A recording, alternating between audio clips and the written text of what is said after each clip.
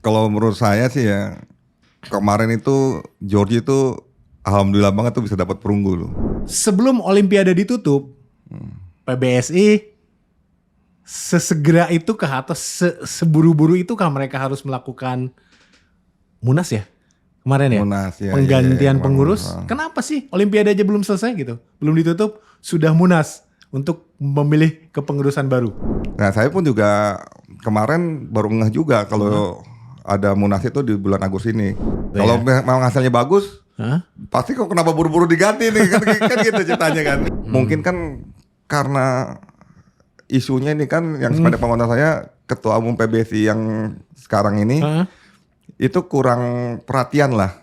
Kurang perhatian ya. Rakyat ini memang kurang perhatian gitu loh. Isunya seperti itu. Sekarang kan lagi hype sepak bola ya.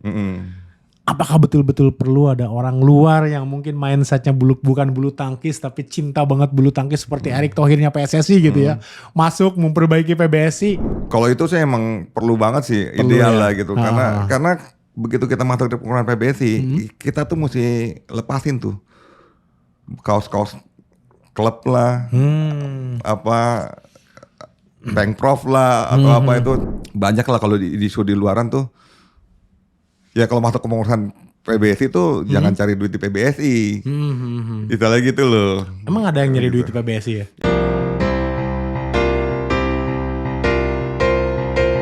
The Founders. Jumpa lagi di The Founders. Mas Wahyu Agung Setiawan, mantan atlet nasional.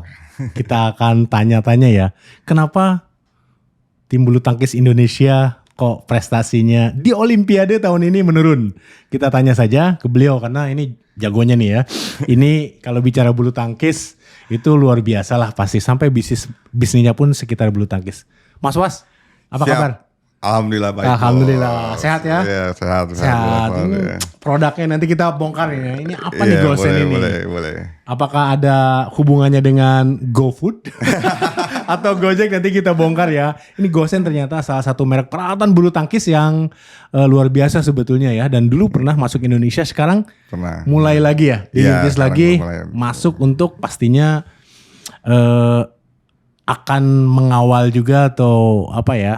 Memperbaiki juga mudah-mudahan ya prestasi bulu tangkis di Indonesia yang tadi saya spill sedikit di depan ya boleh dibilang sedang jeblok ya.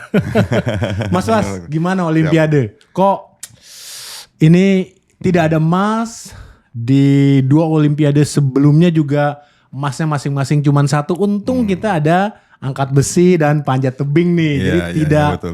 Tidak menurun sampai tidak ada emas sama sekali. Ini kenapa dengan bulu tangkis Indonesia Mas Was? Jadi kalau menurut saya sih ya, kemarin itu Georgie itu alhamdulillah banget tuh bisa dapat perunggu loh. Iya kan? Kok alhamdulillah, maksudnya seperti yang diberitakan oleh media itu bahwa ini adalah pemberian giveaway.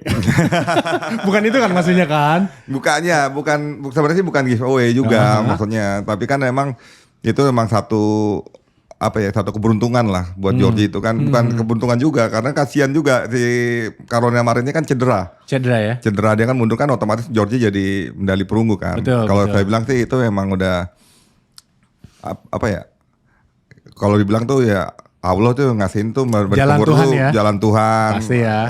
Alam semesta lah gitu kan bilangnya itu memang udah jatahnya Indonesia tuh dapat perunggu gitu loh. Dapat perunggu, adalah medali yang dibawa pulang gitu ya dari bulu tangkis ya. Enggak kosong-kosong amat. Enggak kosong-kosong banget gitu. Jadi saya tergelitik nih. Ini saya baru kepikiran nih pertanyaan nih. Secara teknis sebetulnya kalau tidak cedera kemarin ya, Georgie itu kalah nggak sih? Kalau memang bertanding memperebutkan perunggu, secara teknis nih ya bicaranya, bukan masalah keberuntungan Mas Was. Ya kan tergantung musuhnya siapa tadi perempat 3-4. yang mengundurkan diri. Enggak dong. Kalau Marin itu dia cedera itu saat dia set pertama udah menang loh. Dan set kedua unggul. Pada saat semifinal ya? Semifinal. Artinya kan dia peluang untuk menang tuh besar tuh kalau Marin kalau udah nggak cedera. Dia bisa mainnya di final. Iya harusnya di final gitu ya. Georgie mainnya lawan Cinanya dong berarti kan. Nah kalau menurut saya sih nih pendapat saya, kalau Georgie ketemu Cina itu dia ada peluang menang itu besar juga karena dia biasa suka ngalahin pemain Cina lah. Pemain Cina tuh kadang nggak cocok tuh main sama Georgie. Kalau perunggunya lawan Carolina Marin gimana tuh? Nah itu emang agak effort lah tuh. Berat banget ya, kelihatannya tuh teknisnya bagus banget. Karena Marlin emang bagus. Saya juga akuin dia semangatnya bagus, cuman mungkin ya kalau buat jalan Tuhannya itu dia udah pernah dapat medali emas kan, si Caroline Marin kan, makanya dia ya udahlah dia dikasihnya ke Georgie lah gitu medali perunggunya. Oh iya, ya bukan itu cerita kita lah ya. Sebenarnya bukan giveaway ya, karena bukan udah masuk 4 lah. besar juga itu perjuangannya luar biasa kan, yang kita harapkan dapat. Perjuangannya luar biasa. Luar biasa ya. Biasa. Dia kan juga kayak di 8 besar ya ketemu Racanok itu, Georgie banyak kalahnya loh sama Racanok loh. Banyak kalahnya. Dia dari kalau sependek pengetahuan saya ya, 8 kali pertemuan tuh dia menang cuma 1 kali kok. Dan kemarin tuh super power banget ya. Iya, dia bisa jauh menang di itu atas kan, ya. Menangnya mudah kayaknya ya. Iya, itu kan luar biasa. Iya. Gitu loh. Berarti perkembangannya sebenarnya bagus ya. Gitu untuk ya. badminton tunggal putri Indonesia sebenarnya bagus. Oke. Di luar bulu tangkisnya, maksudnya di luar olahraganya nih. Olimpiade memang kita tidak seperti sebelumnya dapat emas di bulu tangkis, cuman perunggu gitu ya. Sebelum Olimpiade ditutup, PBSI sesegera itu kah atau seburu-buru itu kah mereka harus melakukan munas ya kemarin ya? Munas ya. Penggantian pengurus. Kenapa sih Olimpiade aja belum selesai gitu, belum ditutup sudah munas untuk memilih kepengurusan baru? Memang se-urgent itu, Mas Was? Oh, kalau soal itu ya maksudnya kalau sependek pengetahuan saya, sependek pengalaman saya itu selalu munas tuh kan diadakan tuh di akhir tahun. Oh, akhir tahun ya biasanya. Akhir tahun, awal tahun gitu kan. Karena kan ditutupkan dengan laporan kerjanya Pemprov juga kan, PBSI semua kan gitu kan. Nah, saya pun juga kemarin baru ngeh juga kalau ada munas itu di bulan Agustus ini. Iya. Bulan Agustus ini. Mungkin ya apa memang udah di planning dari jauh-jauh hari, karena nggak mungkin dalam 1 minggu 2 minggu itu udah baru planning seperti itu tuh udah nggak mungkin deh kalau menurut saya. Ya mungkin sudah dijadwalkan. Udah dijadwalkan. Karena kita nggak tahu saja. Biasanya tuh dijadwalkannya itu kan di munas, di apa ya, munas ya, apa bukan munas, bilangnya apa ya, laporan kerja akhir tahun kemarin itu. Memang sudah dijadwalkan harusnya gitu di ya. bulan Januari apa Desember itu kan. Mesti kan dia ada jadwal kan. Kinerja apa kerja untuk tahun depan planningnya itu kan. Ya itulah. Kebetulan saja eventnya bersamaan dengan Olimpiade, di mana hasil Olimpiadenya tidak menggembirakan. Jadi asumsi publik, mungkin bukan publik, saya aja kali ya, melihat ini kenapa buru-buru amat gitu. Olimpiade aja belum ditutup, sudah munas, penggantian pengurus gitu ya. Iya betul. Karena memang kan semua kan balik ke point of view sama point of view ya. Ke orang-orang yang masih misalnya kan nggak merhatiin badminton lah. Cuman dia sekali-sekali aja begitu kan. Lu kok ini kok tau tuh udah abis ini langsung munas apa gini. Tapi kalau menurut saya itu masih udah dijadwalkan tuh dari jauh-jauh hari sebelumnya, mungkin bulan-bulan sebelumnya itu. Cuman publik nggak tahu menghubung-hubungkan dengan prestasi bulu tangkis yang di Olimpiade itu ya. Gitu kalau memang hasilnya bagus, pasti kok kenapa buru-buru diganti nih kan gitu ceritanya kan. Iya, pasti kesana lah, namanya publik netizen ya. Saya juga netizen ya. Gitu. Ada apa nih? Gitu sah-sah aja sih kita kan berpendapat kan. Iya, betul. Dan ada ketua umum baru ya? PBSI. Pak Fadil Imran. Muhammad Fadil Imran menggantikan sebelumnya Pak Agung Firman ya. Agung Firmansyah ya. Itu kepengurusan 2020-2024. Sekarang sudah terpilih Pak Fadil Imran ya. Itu untuk kepengurusan 2024-2028 gitu ya. Katanya calon tunggalnya lagi pilkada aja lagi seru-serunya calon tunggal. Kenapa? Nggak ada yang berminat, Mas Was nggak berminat jadi ketum PBSI, kenapa hanya calon tunggal gitu ya? Dan disetujui kalau nggak salah oleh 38 Pemprov. 30 ya mungkin 36 ya. 36 Pemprov kalau nggak salah ya gitu. Kenapa tidak ada sosok lainkah yang bisa menjadi figur baru di perbulu tangkisan Indonesia? Jadi ini isunya itu kan memang sebenarnya ada juga tuh salah satu calonnya tuh Pak Dudung kan waktu itu tuh sempet tuh dinaikin lah gitu loh. Pak Dudung itu dari dari ini Kasat ya. Oh, Kasat ya itu dulu kan, ya. Dia kan begitu. Nah terus kalau sependek pengetahuan saya tuh mereka juga ada pertemuan tuh, ada perbincangan gitu kan.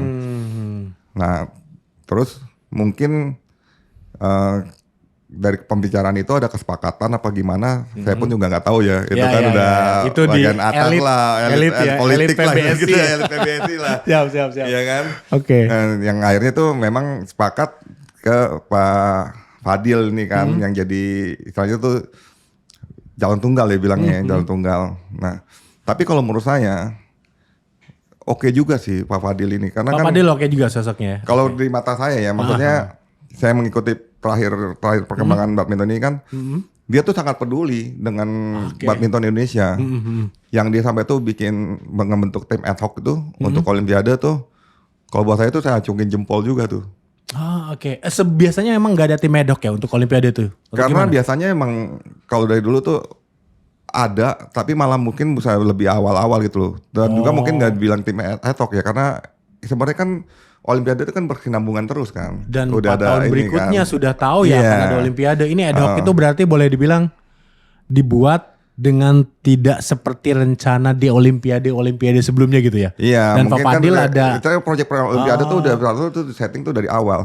Mungkin kan karena isunya ini kan yang sependek pengetahuan saya, Ketua Umum PBSI yang sekarang ini itu kurang perhatian lah. Kurang perhatian ya. Tadi ini memang kurang perhatian gitu loh. Isunya seperti itu. Entah apanya saya nggak. Mungkin kan dia juga baru pensiun kan dari ketua BPK. Mungkin dia ada kepentingan apa, keperluan pekerjaan pribadi, lain lah ya, pekerjaan lain. sibuk Apa kita gitu ya. nggak tahu juga kan. Oke. Nah makanya kan Pak Fadil tuh dengan membentuk tim ad hoc itu untuk mengambil proyek Olimpiade ini. Oke, segitu pun udah untung ada Pak Fadil ya untuk membuat tim ad hoc itu ya. Kalau menurut saya sih ya, ini secara pribadi nih, ini saya nggak ada kepentingan apa-apa gitu ya. Tapi ini satu kepedulian yang luar biasa tuh untuk bisa menyelamatkan tuh Indonesia tuh nggak dapat medali gitu kan.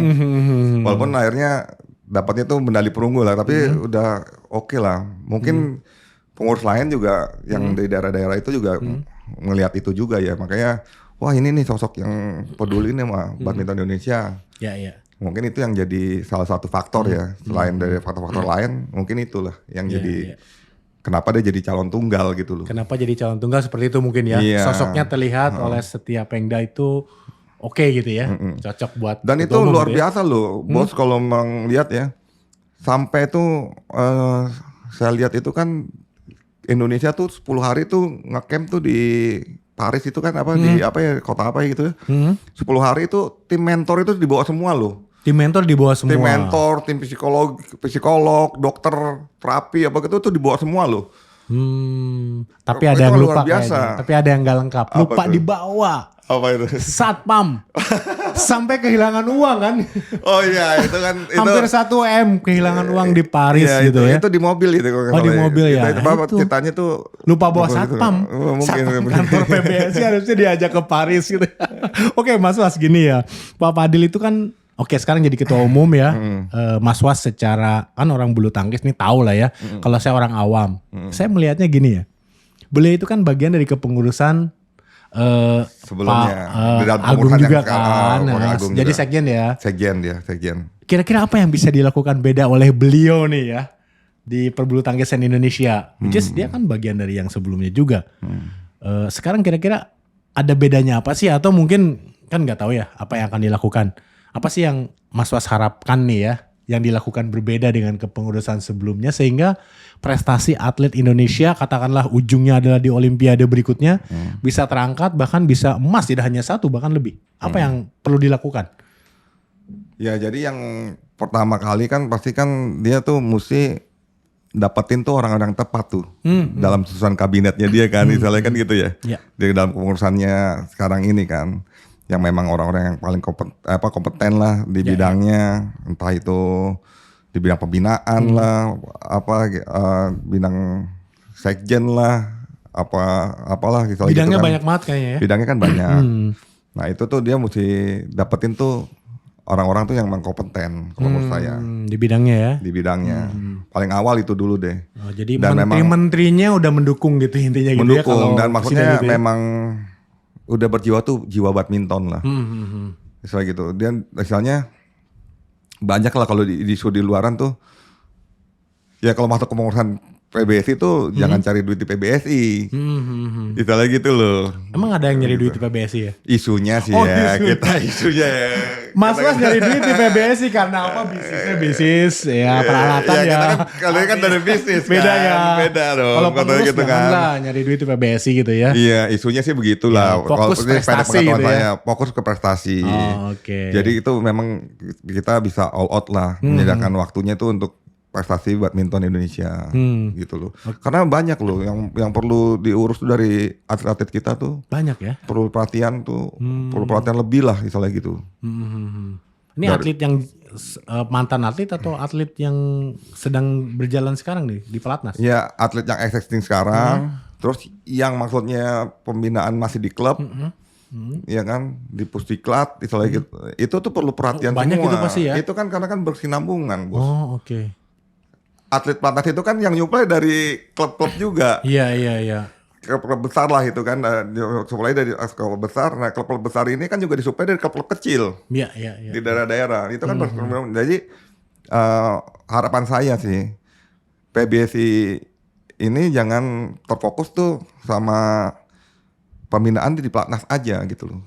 Karena bulu tangkis itu bukan cuma pelatnas. Oke. Banyak itu. Misalnya kan itu dari yang klub-klub ya, dari klub besar, klub kecil. Klub kecil juga banyak ya? Iya, daerah-daerah lagi kan. Dan tuh jangan lupain juga tuh pemain-pemain sosialnya juga tuh perlu support juga itu. Karena untuk tetap meramaikan badminton Indonesia kan.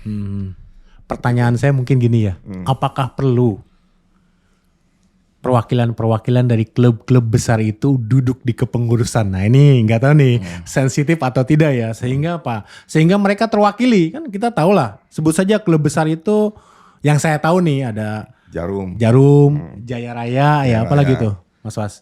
Eksis gitu ya. Perlu nggak sih mereka duduk di kepengurusan sehingga karena awal mula dari atlet itu dari klub ya, walaupun ada klub besar, ada klub kecil, ujungnya kan bermuara di klub besar sehingga mereka bisa bareng-bareng memikirkan gimana kedepannya bulu tangkis Indonesia tidak hanya mungkin mengakomodasi dari satu klub aja atau dari partai politik mungkin nggak perlu lah ya dan sebagainya. Perlu nggak sih mereka duduk di kepengurusan gitu?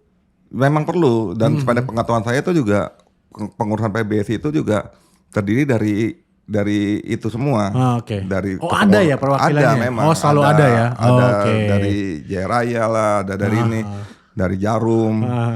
Nah, terus ada juga kan memang ketua-ketua Pengprovnya itu kan yang ikut juga ya. di sana gitu. Cuman terakhir ini kalau isunya itu dia ada beberapa tuh bilangnya klub besar nggak mau ikutan di situ lah. Oh gitu. Jadi ada isu itu ya? Ada isu itu. Ada juga merasa tuh, wah itu cuman buat kepentingan klub ini aja gitu kan. Itu isu-isu ada. Nah makanya disinilah tuh mesti berperan adilnya tuh ketua PBSI ini. Dan saya lihat juga bagusnya ketua Pak Fadil ini ya, dari sependek penglihatan saya kemarin itu ya. Dia mau merangkul semua. Oh, merangkul orangnya ya? Iya, dari kan legend-legend kan juga banyaknya kan dari perwakilan klub-klub yang berbeda. Oh iya, betul. Dia mau merangkul tuh, misalnya gitu, diajak ngobrol, dimasukin di pengurusan. Kokris itu kan Christian Dinata juga kan tadinya kan juga udah nggak aktif di PBSI kan. Dia kemarin bisa ikutan di direktur tim ad hoc kalau nggak salah itu. Di kan, kepengurusan sebelumnya? Di kepengurusan dia nggak masuk. Oh nggak masuk kan? Ya, cuman untuk Olimpiade ya? Untuk Olimpiade ini. Jadi direktur ad hoc ya? Dilibatin. Nah itu kan, sedangkan Kokris itu kan tadinya kan dari Jarum kan.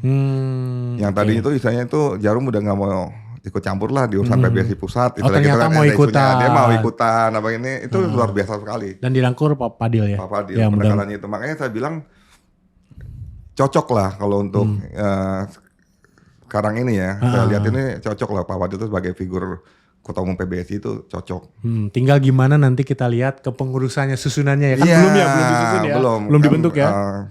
Baru ada tim formatur aja kan. Mas Was, kalau bicara mengenai bulu tangkis kan banyak kejuaraan ya di sepanjang tahun gitu ya. Tapi kan masyarakat melihat ujungnya adalah ada SEA Games, Asian Games, dan Olimpiade terutama ya gitu.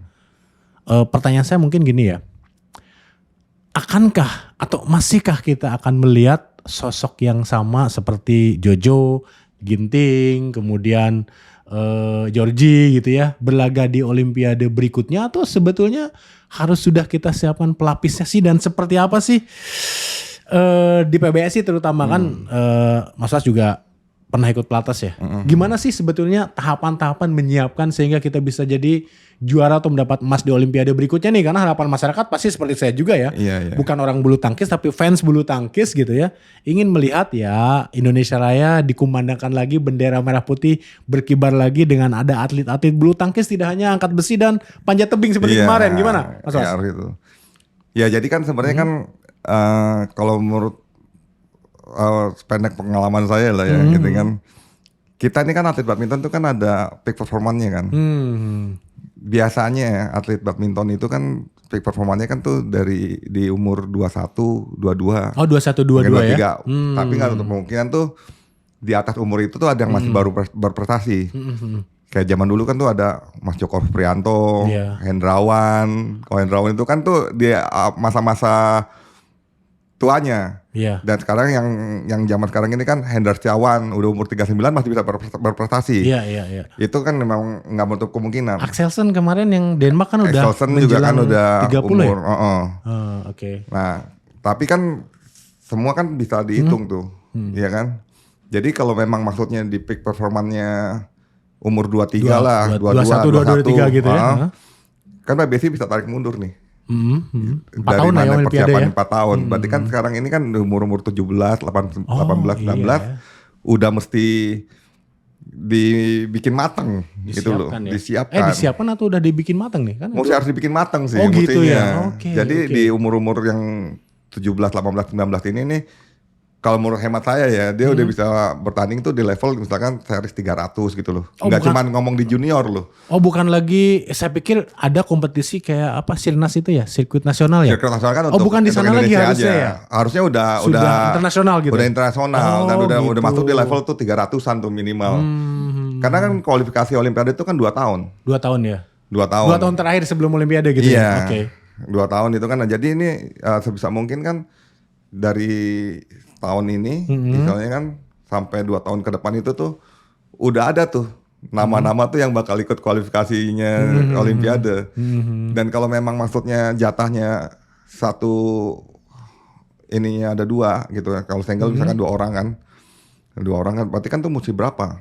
Mesti single 2, 4 berarti kan single putra 2, single putri 2, ganda putra 2, ganda putri 2, paling enggak kan ada 10 tuh. Oh jadi kalau targetnya masing-masing 2 setiap ini berarti harus ada 10 minimal ya yang dibina gitu ya? Bukan yang dibina, minimalnya justru bukan yang dibina, bukan 10. Kalau kita berasumsi nih misalkan ya mesti 10% aja nih dari kompetisi yang ada nih yang bisa masuknya cuma 2 gitu kan.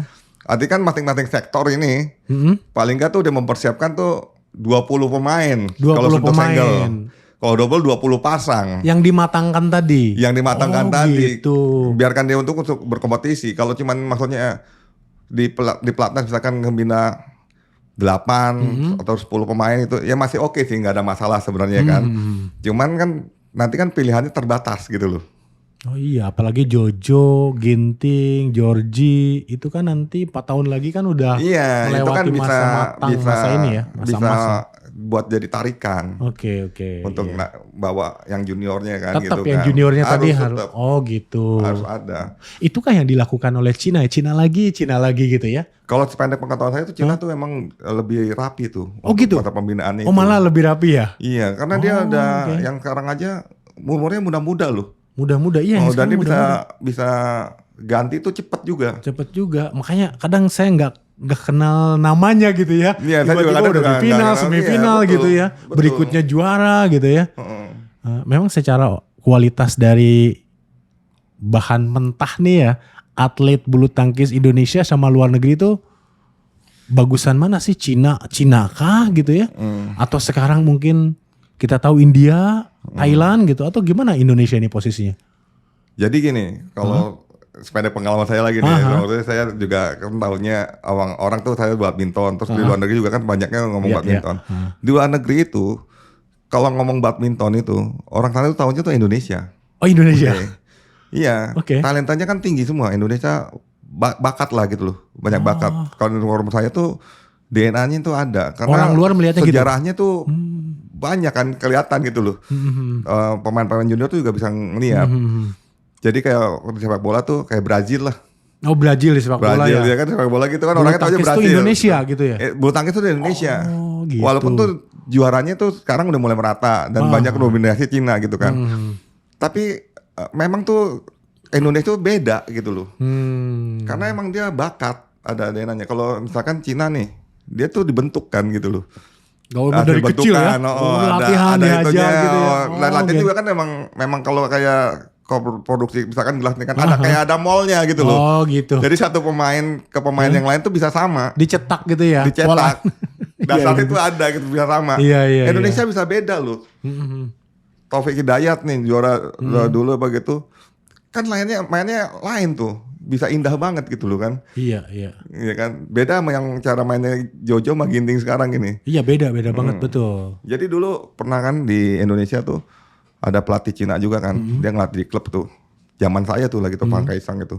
Itu bisa nyetak itu satu pukulan itu gayanya bisa sama semua loh. Oh gitu ya. Iya. Oke, jadi cetakan ya kayak tadi mall ya kalau di Cina itu ya. Misalnya gitu loh. Makanya tuh Indonesia tuh kalau ngeliat seni di olahraga badminton tuh lihat Indonesia.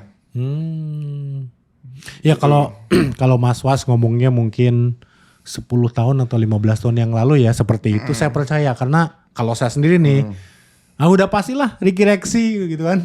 Udah pasti minimal di final, kebanyakan pasti juara, emas kita di tangan dan sebagainya gitu ya. Tapi sekarang kenapa? Kalau DNA-nya Indonesia itu adalah atlet-atlet bulu tangkis yang hebat gitu. Kenapa kok menurun gitu? Saya nggak tahu ya menurun karena dari Olimpiade aja kan emas di 2 Olimpiade sebelumnya kan hanya satu-satu. Yang pertama kalau 2020 kemarin itu kalau nggak salah ganda campuran ya. Sebelumnya ganda putri sebelumnya ganda campuran di Brazil gitu ya. Sekarang malah nggak ada, itu kan cenderung menurun kalau dari sisi saya. Apa yang emang menurun pasti. Polanya kan kenapa nggak bisa seperti Cina kan gitu. Kalau dulu mampu membina Ricky Rexy seperti itu atau memoles Taufik seperti itu. Sebelumnya lagi Susi Susanti, Alan Budi Kusuma, kenapa pola ini nggak bisa dicetak ke atlet-atlet berikutnya di Indonesia, Mas As? Nah ini kan balik lagi nih ya kan, kalau ngeliat prestasi bulu tangkis Indonesia itu kayak seperti gambar gunung es lah gitu loh. Permukaannya kan yang kelihatannya kan gitu kan, bawaannya ini kan yang banyak ini kan yang faktornya gitu loh. Entah itu dari faktornya, maksudnya ya sistem PBSI-nya sendiri bagaimana. Banyak hal intinya di banyak hal di bawahnya itu yang nggak kelihatan. Okay. Itu yang harusnya tuh bisa dirapikan tuh dalam pengurusan ini. Oke. Jadi gitu. Banyak hal, banyak orang yang terlibat. Bahkan sempat saya kepikiran gini ya. Sekarang kan lagi hype sepak bola ya. Apakah betul-betul perlu ada orang luar yang mungkin mindsetnya bukan bulu tangkis tapi cinta banget bulu tangkis seperti Erick Thohirnya PSSI gitu ya, masuk memperbaiki PBSI. Terlepas tadi Pak Fadil Imran itu sosok yang cocok menurut Pak Was, tapi saya melihat bahwa perlukah orang seperti Erick Thohir yang masuk ke sana merombak semuanya, bahkan kepengurusannya betul-betul dibuat ya best practice gitu seperti itu atau gimana? Kalau itu saya emang perlu banget sih, ideal lah gitu. Karena begitu kita masuk di pengurusan PBSI, kita tuh mesti lepasin tuh kaos-kaos klub lah, Bankprof lah atau itu tuh udah langsung bertujuannya tuh langsung Indonesia lah, buat Indonesia kita. Iya. Itu sih saya lihat tuh mestinya tuh harapannya tuh dari kepengurusan Pak Fadil tuh bisa seperti itu. Iya, ya mudah-mudahan. Yang memang udah bisa dicontohin Pak Fadil tuh yang mau ngerangkul semua. Mudah-mudahan mau ngerangkul ya legend-legend yang memang hatinya bulu tangkis banget gitu ya. Karena orang yang peduli badminton tuh banyak banget. Banyak sebetulnya. Banyak. Dan di pengurus kemarin sebelumnya tidak banyak yang terlibat ya. Maksudnya banyak yang tidak terlibat juga ya. Banyak yang tidak terlibat juga sih sebenarnya gitu. Jadi yang pada akhirnya ya udahlah wait and see aja lah gitu Iya, loh. gitu ya. Tapi Mas Was kan ya memang punya koneksi legend-legend itu ya. Saya lihat di channelnya juga Mas Was Official kalau nggak salah ya. YouTube-nya itu banyak diskusi, ngobrol, podcast dengan legend-legend nih. Sebetulnya mereka kelihatannya akan mau kontribusi nggak sekarang nih di kepengurusan Pak Fadel Imran nih? Kelihatannya nih gitu ya. Jadi Atau nahan diri juga nanti aja deh gitu. sebenarnya sih gini, legend-legend ini ada yang memang tuh fashionnya tuh masuk dalam kepengurusan. Ada yang tuh emang fashionnya tuh ya dia berbisnis lah gitu kan. Gitu. Ya balik lagi tuh emang di situ sih sebenarnya. Tapi kan kalau memang maksudnya dari ketua nih dia ngeliat ada potensinya gede untuk bisa ngurus satu bidang ini apa gitu, mesti sih mau sih. Harusnya mau ya, asal dirangkul pendekatannya yang pas ya. Karena juga banyak juga tuh legend-legend tuh yang memang peduli banget sama bukan banyak juga sih. Hampir semua legend-legend tuh peduli banget sama badminton Indonesia. Ya gitu ya. Dan ya harus mulai mengakomodasi itu ya, melihat itu ya. Betul. Karena bisa jadi legend mungkin ada legend yang juara terus dulu gitu ya. Tapi kan belum tentu cocok untuk melatih kan. Tapi ada yang mungkin prestasinya sedang atau biasa gitu ya. Tapi ngelatihnya bagus. Atau tersebar di berbagai klub besar atau kecil. Bisa jadi kan seperti itu ya. Bahkan tersebar di luar negeri juga. Luar negeri juga, iya. Saya tahu beberapa. Kayak Eki itu, Reksi Mainaki sekarang di gimana Malaysia. Ya? Oh melatih Malaysia. Oh Malaysia bagus kemarin. Dan dia maksudnya tuh lebih lebih dihargai lah di sana gitu loh, dan lebih didengar gitu loh. Juga ya. Kemarin dapat. Oke. Banyak yang di luar negeri juga ya. Banyak di luar negeri. Kenapa sih mereka ke luar negeri itu karena nggak dirangkul sebelumnya atau memang masalah cuan? Jadi gini, yang pertama sih nggak munafik ya, pasti kan masalah cuan juga kan tuh memang penting lah ya. Iya. Istilahnya kan gitu kan, nggak munafik lah semua gitu kan. Tapi kalau memang kayak Eki nih, contohnya Reksi, dulu dia juga sempat balik ke Indonesia, gitu loh. Sempat balik dan dia mau ini, cuman pada saat pengurusan kan pasti kan ganti nih, gitu betul. Kan. Ya emang kalau pasti dia belum dipakai lagi di PBSI, ya pasti juga dia cari jalan juga dong buat lain kan. Yang penting kan dapurnya juga kan bisa lebih hidup juga gitu ya. Dan aktualisasi juga ya kalau ya terlepas lebih bangga mungkin melatih Indonesia dan atletnya juara, tapi ya minimal kalaupun tidak terakomodasi di sini juga bisa melatih di luar dan atletnya juara juga, itu kebanggaan juga sama ya. Jadi yang ujungnya itu yang penting tuh bulu tangkis. Gitu. Jadi memang Indonesia nih, hati kita semua pasti Indonesia lah, legend-legend apa gitu lah kan Indonesia. Tapi begitu emang di Indonesia kan banyak nih, Indonesia kan juga kan, sedangkan yang dibutuhkan misalkan cuma 10 orang, sedangkan ini kan ratusan orang nih legend-legend, istilahnya gitu kan. Yang akhirnya tuh dia bisa keluar negeri itu, tapi di situ motivasinya ujungnya itu untuk bisa membesarkan badminton. Karena apa? Karena begitu dia bisa membesarkan badminton di satu negara, di penggemar badminton di negara itu pun juga tahunya itu bahwasannya ini dari Indonesia nih gitu loh. Hasil orang Indonesia juga. Gitu. Makanya dulu tuh sempat ada statement tuh, kalau yang pemain yang main di luar negeri tuh dulu kalau nggak salah tuh senior saya gitu, partner yang bisnis juga tuh kan, Kofung itu kan, dibilangnya tuh main di luar negeri itu tuh pengkhianat gitu loh. Iya, sempat gitu ya. Kadang tuh kalau pelatih Indonesia atau pemain Indonesia yang main di luar negeri tuh kalau main di Istora tuh udah ada takutnya tuh dia. Oh gitu. Kalau dari cita-cita ya saya sharing itu, karena takutnya dia bilang pengkhianat gitu loh.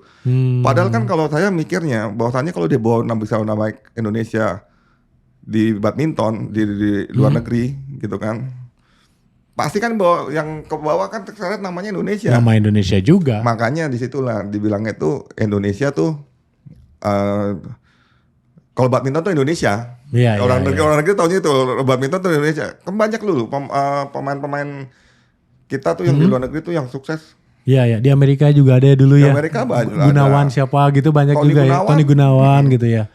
Nah artinya gini, kan tidak semua bisa diakomodasi jadi pelatih pelatnas gitu ya. Betul. Mungkin untuk mereka mengaktualisasikan diri dan levelnya negara bisa membantu negara lain atau ujungnya Indonesia gitu. Tapi boleh spill dikit gak sih? Ini pertanyaan yang saya gak tahu, aneh juga kali ya. Mas Was kan udah kenal ya mantan pemain bulu tangkis yang ngelatih di luar negeri gitu. Sebenarnya saat mereka melatih katakanlah pemain Malaysia atau negara lain gitu ya. Ketemu di final lawan Indonesia itu hati mereka tuh gimana sih? Pernah tahu nggak? Pernah ada yang ngomong gitu nggak? Gimana sih gitu mereka? Pasti itu yang saya tahu sih ya, itu bercamuk tuh dia. Berkecamuk nah, ya. Tapi kan akhirnya kan profesional kan di atas semua segalanya, gitu kan. Ya karena balik lagi itu ada kalau saya kalau cerita gitu ya sama teman-teman yang di luar negeri, ya lu memang harus profesional karena walaupun ngalahin Indonesia, tapi orang sana taunya itu ini orang Indonesia gitu loh. Iya. Walaupun ngelatihnya kan di luar, jadi sama-sama tetap bawa nama baik.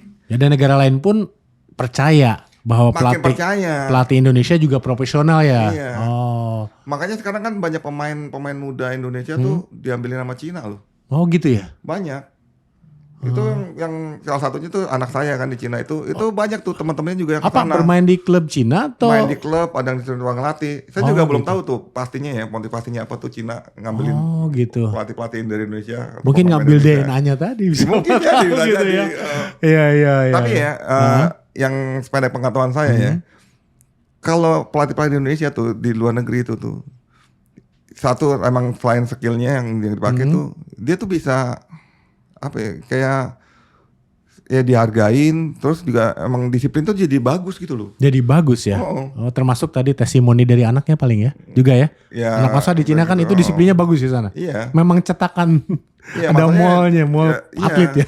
Nggak tahu deh tuh kenapa itu Cina juga sekarang lagi nyari tuh pemain-pemain Indonesia. Oh gitu. Tadinya tuh berapa tahun lalu tuh India. Sering banget tuh. Lagi kalau berapa tahun belakang tuh sebelum Olimpiade Tokyo itu banyak yang Jepang tuh yang nyari. Iya nyari Jepang akhirnya apa Kento naik gitu ya dulu betul. ya. Kento juga kan tuh hasil anak didiknya pelatih Indonesia juga kan, Imam Tohari. Oh gitu ya. Dulu satu klub juga di sama saya. Jadi sebenarnya intinya negara lain juga percaya kepada mantan atlet atau pelatih Indonesia untuk melatih mereka ya. Iya, dan mereka tidak khawatir itu ya. Tidak khawatir. Saya pikir mereka ya bagus juga ya. Khawatir dibisikin nanti sama pelatih Indonesia di sana. Kasih lob, drop shot itu enggak gitu ya. Profesional ya. Iya pasti profesional, dan lagi juga kalau udah di lapangan peran pelatih itu udah kecil banget. Oh kecil ya, sisanya ya, pemain ya. Interval aja itu kan juga cuman berapa detik doang tuh, 20 detik ya. Kalau ngomongin itu kan cuma 20 detik. Semuanya kan ada keputusannya kan di lapangan kan pemainnya sendiri. Iya, jadi peran besarnya adalah justru pada saat persiapan dan latihan gitu ya. Di latihannya. Dan itu pelatih Indonesia tuh banyak pakai banget tuh di luar negeri. Banyak iya, makanya sejak dulu kan di Inggris juga dulu ya. Sempet reaksi di Inggris juga kalau nggak salah waktu itu ya. akhirnya muncul di Hong Kong sama. Oke. Di Malaysia banyak lah, di Malaysia. Oke. Terus di Spanyol ada, gitu loh. Ya intinya banyak sekali kontribusinya mantan pemain, legend dan ini di luar negeri juga ya. Tidak hanya di Indonesia, karena tidak mungkin semuanya terakomodasi juga ya, Mas Sos ya. Iya betul. Mungkin semua tuh bisa diakomodir lah sama PBSI lah. Tapi ada nggak sih mereka yang merasa terjegal atau dipinggirkan atau tidak diakui? Ada dong pasti ya. Tapi rata-rata sih kalau yang pelatih di luar negeri ya, dia balik ke Indonesia apa gitu, ada perlu apa gitu, pasti dilayani sih. Pasti dilayanin ya. Sama PBSI sih. Apalagi mudah-mudahan yang sekarang lebih akomodatif ya tadi ya. Iya.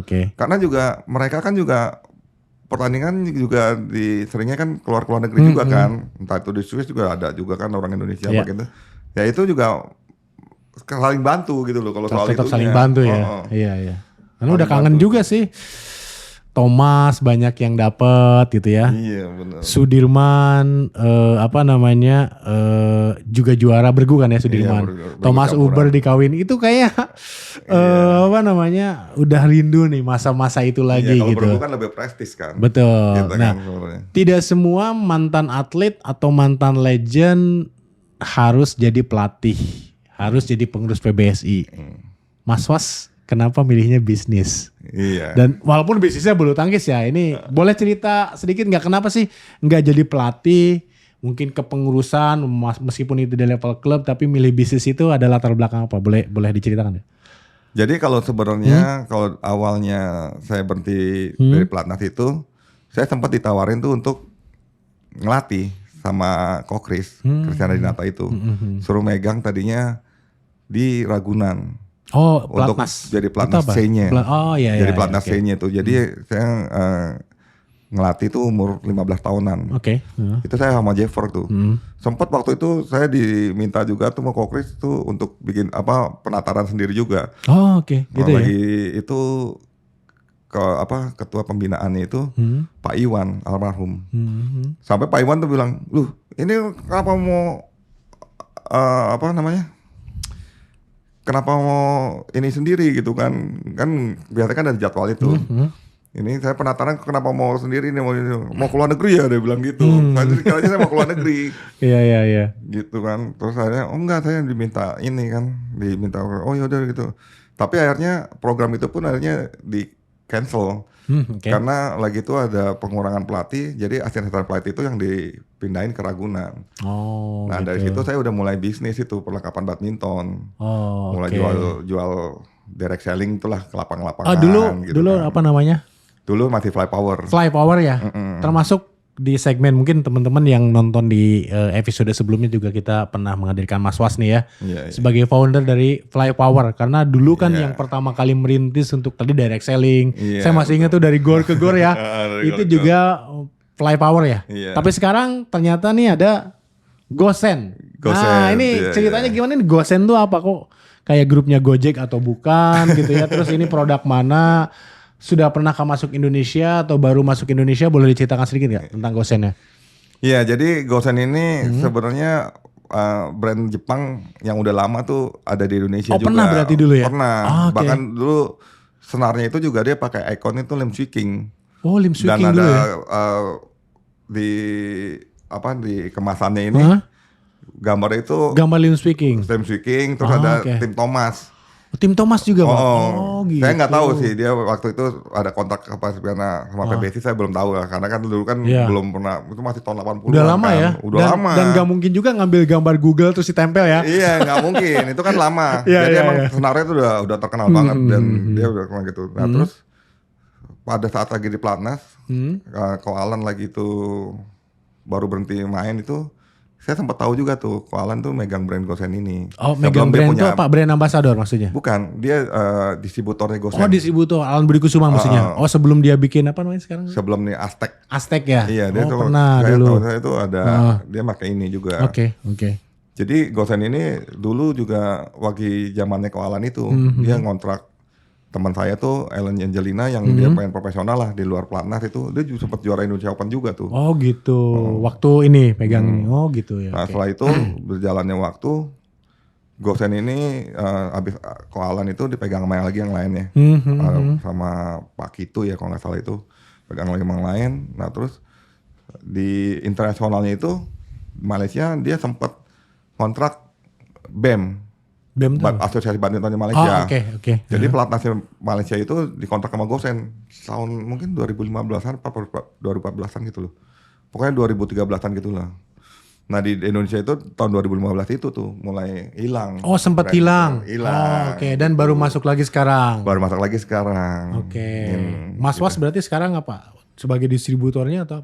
Iya jadi awalnya kan saya ditawarin sama temen tuh, ada brand Gosen udah tunggu, saya bilang boleh juga tuh, bagus gitu kan. Cerita gitu terus dia minta bikin bisnis plan, saya bikin bisnis plan ini, termasuk saya kasih data kan. Kalau di Indonesia ini kan berdasarkan data Nielsen itu kan 71% tuh rakyat Indonesia suka badminton. Iya betul. 71% tuh berarti udah 190 jutaan loh. Banyak banget ya. Banyak kan. Iya. Kita ngomong 1%-nya aja, 2%-nya aja, dia kan udah lumayan banyak kan. Iya. Ya itu dia emang, ya dia sebenarnya juga ada paham dari saya lah. Karena kan emang pengalaman kan. Iya. Nah cuman akhirnya ya saya kasih itu, dia tertarik juga untuk saya yang, karena gini, saya di sini maunya kita turun sama-sama gitu loh. Artinya dia buka kantor perwakilan di sini. Jangan cuma saya disuruh minta jualin aja gitu loh. Oh iya. Karena di sini saya meminta juga komitmennya ini untuk bisa memajukan olahraga badminton. Oh iya, bagus banget badminton itu. Indonesia betul. Kan. Makanya saya minta komitmennya seperti itu, dan kebetulan sama sih dia juga memang ada komitmennya seperti dia mau ngontrak pemain, sponsorin pertandingan, atau sponsorin klub apa gitu dia sih emang dia mau gitu. Karena dia sebelumnya juga memang udah menjalankan gitu loh. Tapi sekarang belum ya? Baru mulai lagi ini ya kan soalnya? baru mulai step by step lah. Saya juga kan mesti ngerapiin manajemennya dulu lah apa kan gitu. Nunggu di PBSI siapa gitu.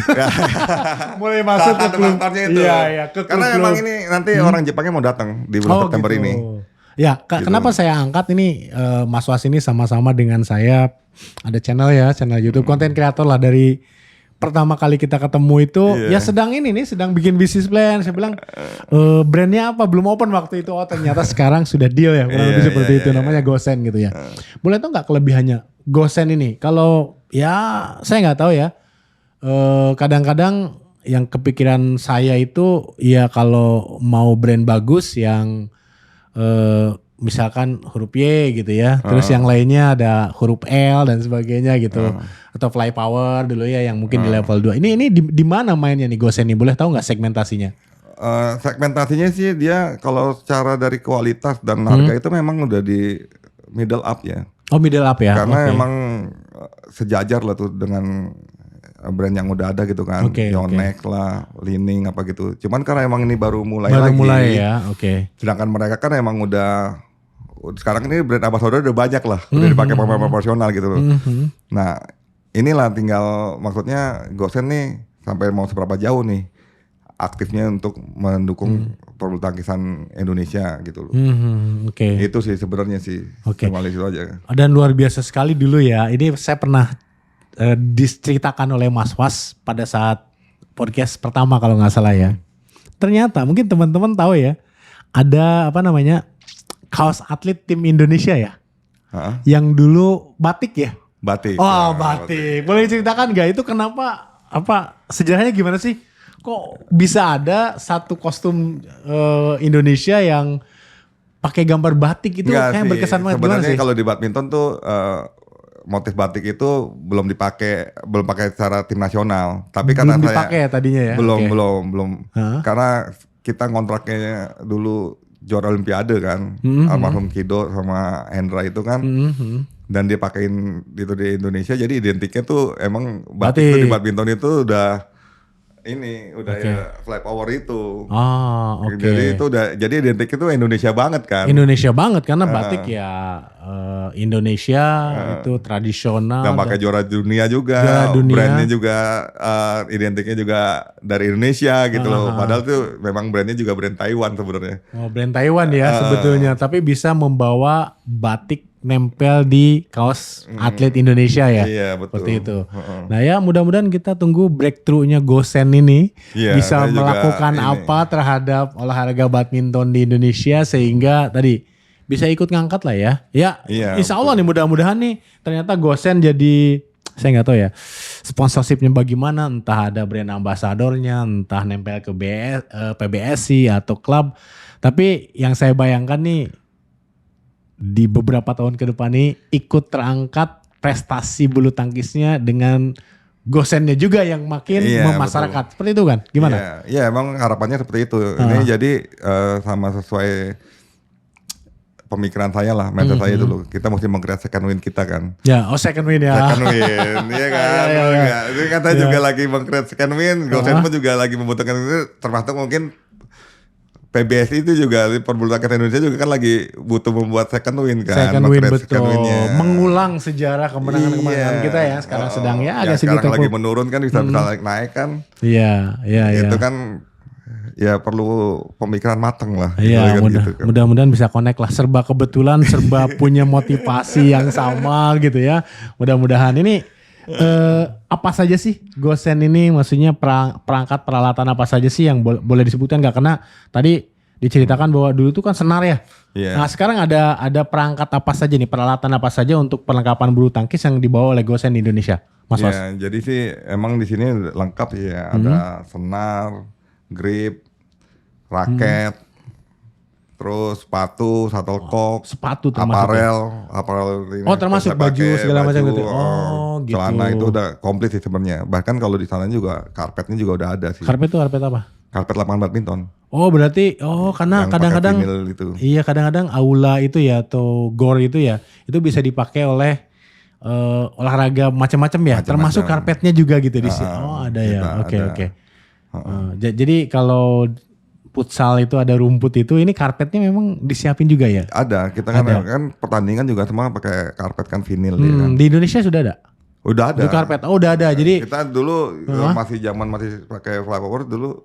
Kita tuh yang maksudnya saya dulu meng-create itu supaya Sirnas tuh udah standarnya seperti udah pakai karpet. Oh gitu. Dan Gosen pasti udah standar internasional ya? Internasional. Jadi klub-klub boleh menghubungi Gosen nih ya?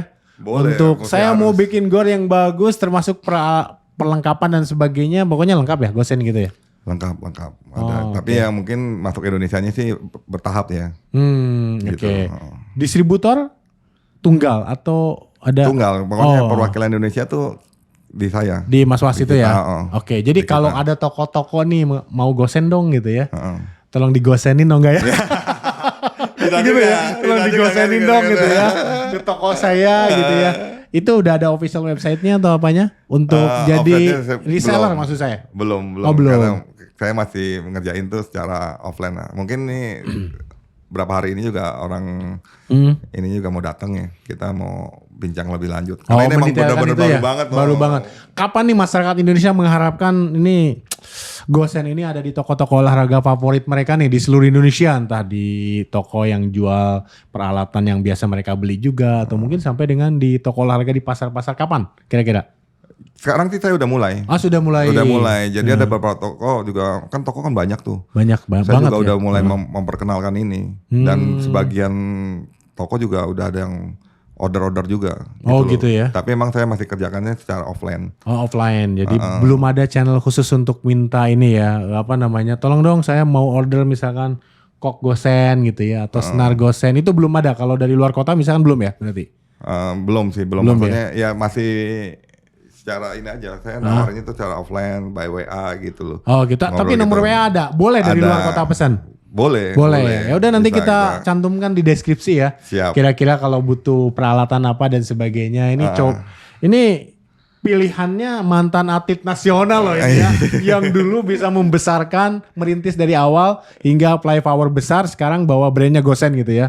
Wah luar biasa, mudah-mudahan ya bukan hanya satu atau dua brand centric aja, tapi lebih banyak brand yang mendukung olahraga bulu tangkis Indonesia kan lebih bagus juga ya Mas Was itu ya. Justru saya harapin tuh mulai dari sekarang nih dan seterusnya itu memang brand-brand olahraga badminton tuh makin peduli tuh sama perkembangan olahraga badminton. Betul, harusnya gitu ya. Karena pasarnya luas sekali tadi sampai berapa berapa ratus juta tuh ya yang suka badminton gitu ya. Suka badminton tuh banyak banget kan. Oke, mungkin gor-gornya aja pun juga kurang lebih tuh dari saya lihat data di tahun 2018 ya, masih itu belum audit lagi tuh ada 35 ribuan gor loh. 35 ribu gor ya? Kurang lebihnya itu. Dan saya juga di sini juga ada megang tuh aplikasi pengelolaan gor badminton. Oh gitu. Dan satu gor itu kan tidak hanya satu klub ya, biasanya klub kecil maksud saya. Iya. Bisa kan banyak klub juga yang pakai satu gor itu ya. 2-3 klub lah. Iya kayak gitu ya. Satu gor itu. Oke. Dan Gosen concern tentang pengembangan bulu tangkis termasuk di klub-klub kecil ini. Ya kita harapin juga kan karena semua kan pembibitannya kan dari yang kecil ya, yang ada di komplek, gors yang dekat kelurahan, di dalam kecamatan gitu ya, mulai dari sana ya. Oke, jadi mungkin klub-klub kecil yang ada di kecamatan, kabupaten atau di gor-gor itu yang mungkin belum tersentuh oleh brand-brand yang sekarang sudah beredar di luar sana, bisa kontak Gosen lah ya, untuk mencoba menggunakan peralatannya atau ada sponsorship, saya nggak tahu ya. Itu ada di disiplinnya Mas Was, saya nggak berani terlalu jauh. Tapi intinya ini pasti kualitas dunia ya. Kualitas dunia. Produk Jepang internasional, produk Jepang, brand Jepang. Kalau produk kan kita bisa buat di mana aja. Di mana aja, tapi brandnya brand Jepang. Brandnya Jepang kan yang artinya kualitas Jepang itu, dong ya. Maksudnya nggak mungkin di Indonesia tanpa QA dari Jepang, di Cina tanpa QA dari Jepang. Betul, gitu ya. Oke, dan di luar biasanya di negara mana yang nih kenceng banget selain di Jepang ya? Malaysia? Malaysia udah mulai. Udah mulai juga ya. Lumayan lah dia itu. Oke. Cina tuh kayaknya udah. Cina juga masuk di sana ya. Oke. Sekarang Cina kan juga gede juga tuh marketnya. Oke, Mas Was. Terakhir nih ya, Iya. apa sih harapannya terhadap perbulu tangkisan di Indonesia? Ya, bisa untuk PBSI, untuk atlet atau calon-calon atlet nih. Jangan khawatir, masa depan atlet bulu tangkis Indonesia juga cerah kok seperti dulu lagi dan sebagainya gitu ya. Ada yang ingin disampaikan? Silakan. Ya, jadi harapannya sih buat bulu tangkis Indonesia nih ke depannya tuh makin maju ya dia. Maksudnya ini udah lewat lah ya. Istilahnya kalau dibilang kegagalan ini ya kegagalan lah ya, maksudnya nggak berhasil lah ya di Olimpiade ini kan. Tapi berharap tuh di tahun 2028 ini bisa makin berjaya gitu loh. Kalau bisa harapan saya sih bisa 5 medali emas di pengurusan ini ya. Kembali lagi bisa ya, balik emas lagi ke kita gitu ya. loh Oke. Indonesia. Terus juga Thomas Cup, Uber Cup, ya Sudirman tuh bisa balik ke Indonesia lah. Karena dengan naiknya prestasi badminton Indonesia pasti ya makin banyak juga yang main badminton dan juga pasti kan juga banyak yang perlu perlengkapan olahraga badminton kan. Iya. Kalau bisa siklusnya ini bisa makin bagus lah gitu ya. Bisa makin sama-sama support lah gitu loh. Oke. Dan juga atletnya tuh juga bisa makin sejahtera kan gitu loh. Iya. Kalau misalkan perputarannya bagus itu kan atlet juga banyak yang juara, misalnya banyak yang berpenghasilan bagus, otomatis juga ekonomi Indonesia juga jadi ngangkat juga kan. Ngangkat juga ya. Iya betul. Iya. Dan tidak hanya bisa kontribusi di Indonesia mantan atlet, tapi di luar negeri juga banyak ya tadi yang diakomodasi ya. Oke, Mas. Terima kasih atas kedatangannya juga tadi, harapannya untuk perbulu tangkisan Indonesia. Semoga Indonesia berjaya lagi di bulu tangkis, di berbagai kejuaraan, di Olimpiade, di SEA Games, Asian Games, termasuk ya kita rebut lagi medali emas, kita rebut lagi juara tadi, Uber Cup, ada Sudirman dan sebagainya. Dan jangan lupa, satu rahasianya untuk mencapai prestasi itu adalah berlatih dengan Gosen.